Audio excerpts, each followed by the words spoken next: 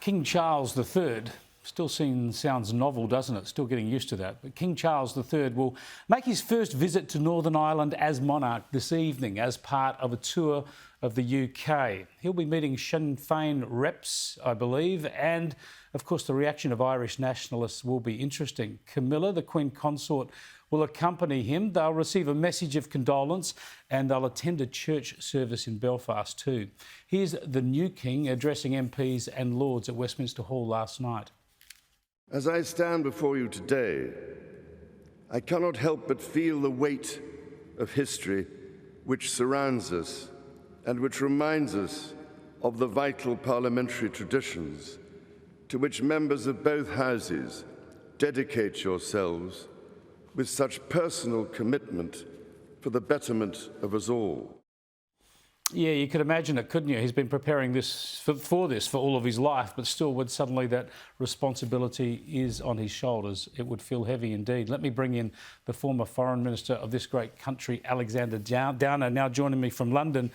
Thanks for joining us, Alexander. I was going to talk to you about the Queen, but let's start with Prince Charles, because it occurs to me, I think, speaking to you many years ago, that you've actually known Prince Charles since you were a teenager yourself. So you've known him virtually your whole life. Tell me what you think of him, you know, as a royal figure, as a man, and how do you think that he'll be coping with these enormous shoes that he's got to fill? Well, you're quite right, Chris. I've known King Charles, as he now is, since I was 13 years old, and so I know him pretty well. Yeah, he's a very thoughtful, intelligent person. And by thoughtful, I mean he Republicans. And you know, as the Prince of Wales, people haven't always agreed with what he's said, but the comments that he's made over the years do reflect the way he thinks about issues, rather than just takes everything for granted. Secondly, he is very diligent. As the Prince of Wales, he has worked very hard.